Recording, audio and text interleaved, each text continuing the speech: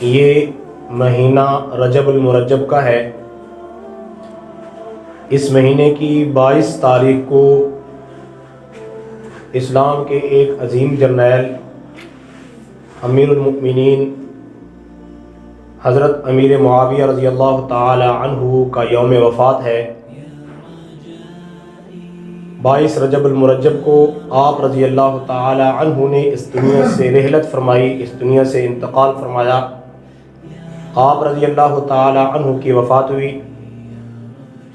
میرے بھائیوں،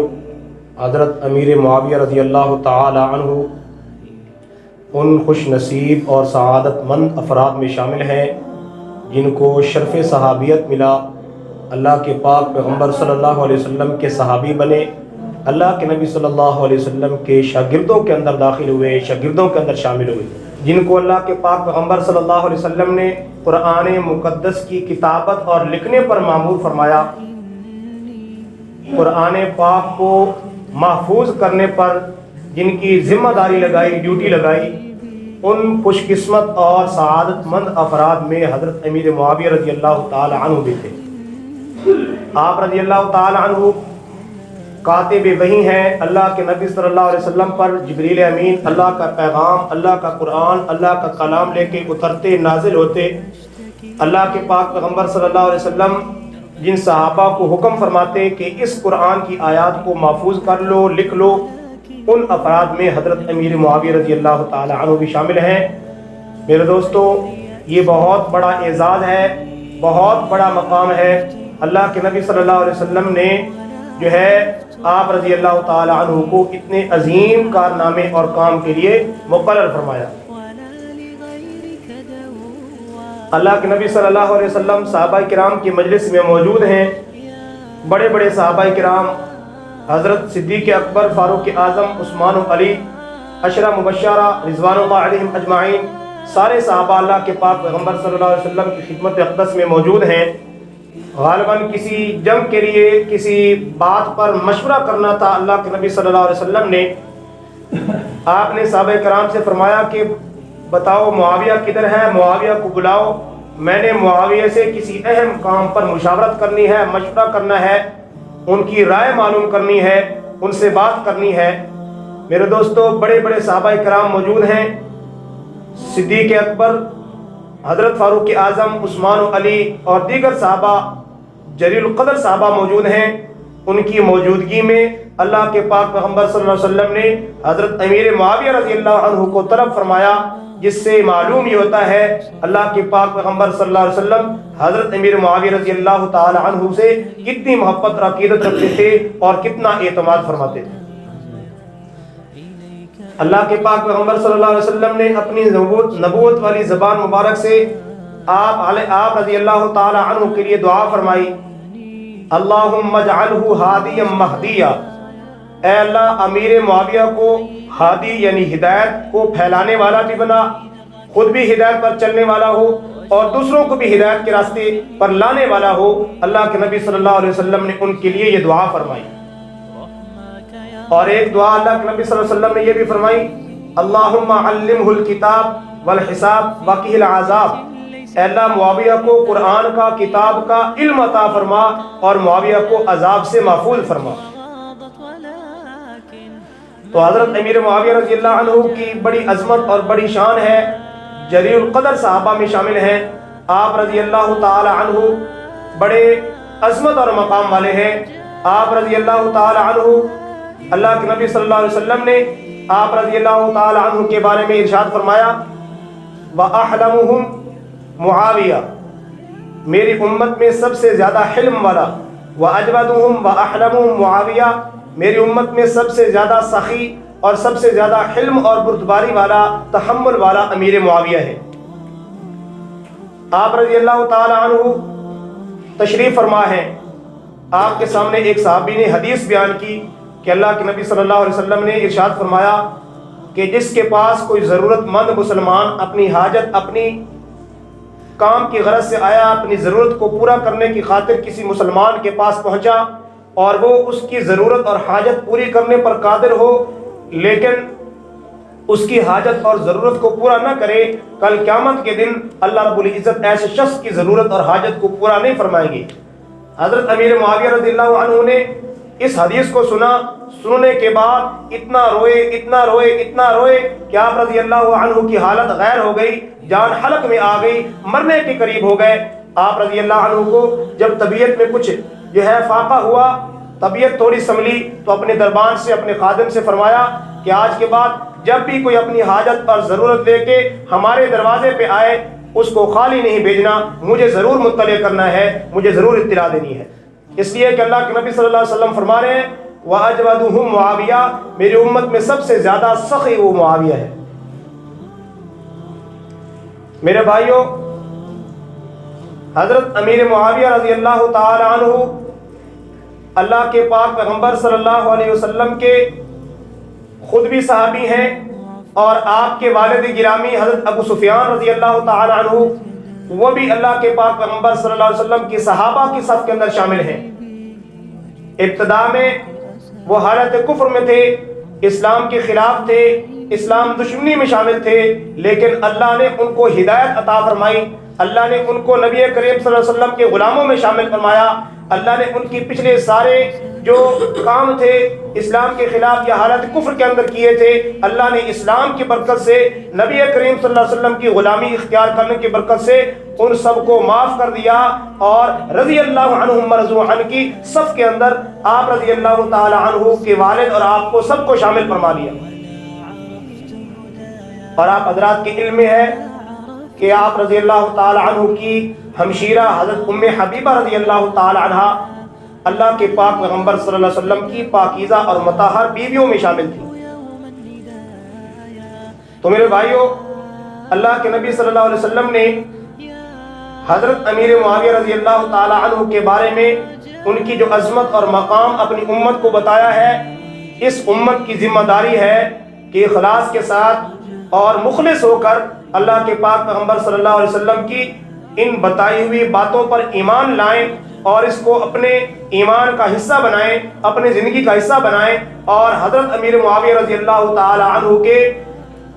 کی جو ہے ان کی محبت ہمارے دلوں کے اندر ہو، اور کسی قسم کی جو نفرت ہے ان کے خلاف ہمارے دل کے اندر بالکل ذرہ برابر بھی نہ ہو۔ کیوں؟ اس لیے کہ آپ رضی اللہ تعالی عنہ صحابہ کرام کی صف میں شامل ہیں، اور آپ کے لیے اللہ نے جنت کا وعدہ فرما رکھا، جو اللہ نے اپنی رضا کا اعلان کیا رضی اللہ عنہم ورضوا عنہ، کہ اللہ ان سے راضی ہے اور وہ اللہ سے راضی ہو گئے ہیں، یہ ان میں شامل ہیں۔ لہذا قیامت تک آنے والے مومن، قیامت تک آنے والے مسلمان سب کی ذمہ داری ہے کہ آپ رضی اللہ تعالی عنہ کی عقیدت اپنے دل کے اندر رکھیں، اور آپ رضی اللہ عنہ کے خلاف جو سازش کرتے ہیں، زبان درازی کرتے ہیں، اور جو ہے تاریخی روایات کا سہارا لے کے آپ رضی اللہ عنہ پر الزام تراشیاں کرتے ہیں، ایک ایمان والے کی، ایک سچے کھرے مسلمان کی یہ ذمہ داری ہے، ایمانی تقاضا ہے کہ کسی قسم کی جو الزام ہے، کسی قسم کا اعتراض ہے، اس کی طرف کان مت دھرے۔ اللہ کے نبی صلی اللہ علیہ وسلم جب ان کے لیے دعا فرما رہے ہیں اللہم اجعلہ ہادیا مہدیا، اے اللہ معاویہ خود بھی ہدایت پر چلنے والا ہو اور اس کے ذریعے اللہ ہدایت کو عام فرما دے۔ عام طور پہ حضرت امیر معاویہ رضی اللہ عنہ کے خلاف سازش کی جاتی ہے، ان کے خلاف پروپیگنڈا کیا جاتا ہے، اور اس امت مسلمہ اور خصوصاً آج کے دور کے نوجوانوں کو آپ رضی اللہ عنہ کی ذات اقدس کے بارے میں بدظن کیا جاتا ہے، جھوٹی روایات کا سہارا لے کے، تاریخی جو ہے روایات کا سہارا لے کے آپ رضی اللہ تعالی عنہ کی ذات اقدس کو مطعون کیا جاتا ہے، آپ پر الزام تراش کی جاتی ہے۔ جب اللہ کے نبی صلی اللہ علیہ وسلم کا یہ فرمان ہمارے سامنے آ گیا تو اب ہمیں کسی بات کی طرف جو ہے توجہ نہیں کرنی چاہیے، ہمیں آپ رضی اللہ تعالی عنہ کے ساتھ سچی عقیدت اور محبت رکھنی چاہیے۔ اللہ کے نبی صلی اللہ علیہ وسلم نے حدیث میں ارشاد فرمایا اول جیش یغزو البحر فقد اوجب الجنہ، آپ صلی اللہ علیہ وسلم نے فرمایا کہ میری امت کا ایک عظیم لشکر سمندری جنگ کے اندر شامل ہوگا، اللہ ان کو فتح عطا فرمائے گا۔ آپ نے فرمایا کہ اس جنگ میں شامل ہونے والے سارے کے سارے جنتی ہیں۔ امام بخاری نے اپنی کتاب کے اندر اس روایت کو ذکر کیا، اور اس روایت کو بھی امام بخاری نے صحیح بخاری میں ذکر کیا کہ اس لشکر کی جو ہے کمان کرنے والا اس لشکر کا جو سپہ سالار تھا وہ حضرت امیر معاویہ رضی اللہ عنہ تھے۔ تو آپ کے لیے اللہ کے پاک پیغمبر صلی اللہ علیہ وسلم کی نبوت والی زبان مبارک سے جنتی ہونے کا سرٹیفکیٹ مل چکا ہے۔ آپ رضی اللہ تعالی عنہ جنتی شہزادے ہیں، آپ رضی اللہ تعالی عنہ سے اللہ بھی راضی ہیں اور اللہ کے پاک پیغمبر صلی اللہ علیہ وسلم بھی راضی ہیں۔ اور عام طور پہ یہ بھی پروپیگنڈا کیا جاتا ہے، سازش کی جاتی ہے کہ حضرت امیر معاویہ اور اہل بیت میں آپس میں نفرت تھی۔ یہ بھی ایک پروپیگنڈے کے سوا کچھ نہیں ہے، اس کی حقیقت کچھ نہیں ہے۔ روایات میں آتا ہے کہ ایک مرتبہ حضرت امیر معاویہ کا کوئی قاصد جو ہے مال لے کے مدینہ کے قریب سے گزرا، امام حسین رضی اللہ تعالیٰ عنہ کی ان سے ملاقات ہو گئی۔ آپ رضی اللہ تعالیٰ عنہ نے وہ سارا مال اپنے پاس رکھ لیا اور اہل مدینہ پر تقسیم کر دیا۔ آپ رضی اللہ عنہ کا خادم واپس پہنچا اور بتایا کہ ہم آپ کا مال لے کے آ رہے تھے۔ حضرت حسین رضی اللہ تعالیٰ عنہ نے وہ مال لیا اور اہل مدینہ پر تقسیم کر دیا۔ آپ رضی اللہ تعالیٰ عنہ نے فرمایا، اچھا امام حسین نے جب تم سے مال لیا تھا تم نے اپنی زبان سے کوئی ان کے خلاف بات تو نہیں نکالی؟ کہا کہ نہیں، میں نے چپ کر کے ان کے حوالے کر دیا۔ آپ نے فرمایا کہ اگر تو کوئی بات کرتا تو میں تجھے اس بات کی سزا دیتا کہ امام حسین نے اگر مانگا ہے تو تجھے کوئی بھی اعتراض کرنے کی اجازت نہیں تھی، تجھے کوئی بھی اعتراض اور سوال کرنے کی گنجائش نہیں تھی۔ اگر حسین نے لیا ہے تو ٹھیک کیا ہے۔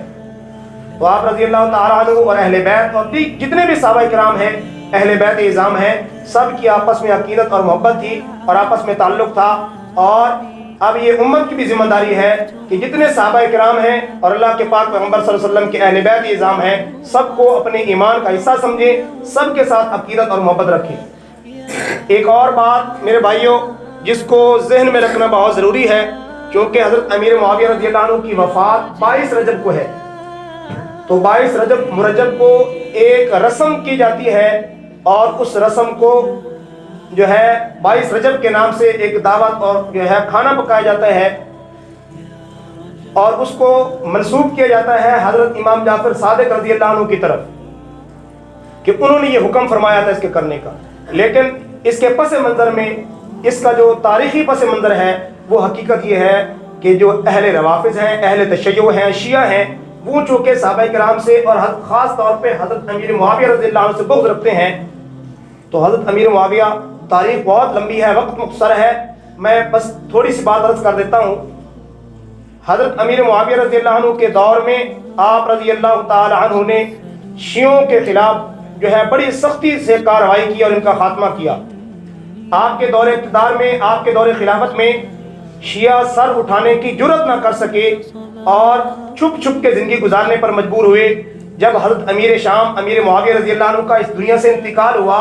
تو شیعوں نے اس 22 تاریخ کو جشن منایا، عید منائی، خوشی منائی اور مٹھائیاں بانٹیں، شیرینیاں بانٹیں، کھانے بنا کے تقسیم کیے کہ ان سے امیر معاویہ سے ہماری نعوذ باللہ جان چھوٹی ہے۔ اور اس وقت چونکہ اہل سنت کا غلبہ تھا اور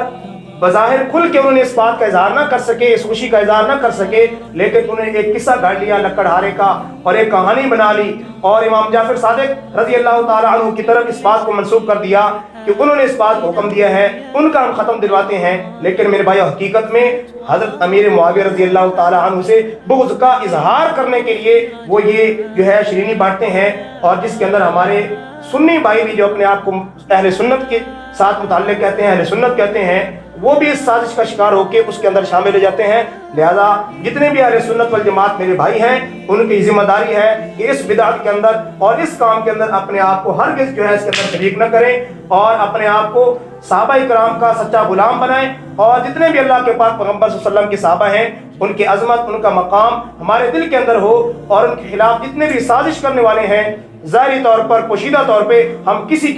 کسی طریقے سے بھی ان کے جو ہے اندر شامل نہ ہوں، اور صحابہ کرام سے، اہل بیت اعظام سے ہم سچی محبت اور عقیدت کا ثبوت دیتے ہوئے ایسی محفلوں سے اجتناب کریں۔ اللہ رب العزت سے دعا ہے اللہ پاک ہمیں صحابہ کرام کے عظمت اور مقام کو سمجھنے کی توفیق عطا فرمائے اور حضرت امیر معاویہ رضی اللہ تعالی عنہ کے ساتھ عقیدت محبت رکھنے کی توفیق عطا فرمائے۔ وآخر دعوانا الحمدللہ رب العالمین۔ تمام حضرات سنت ادا فرمائیں۔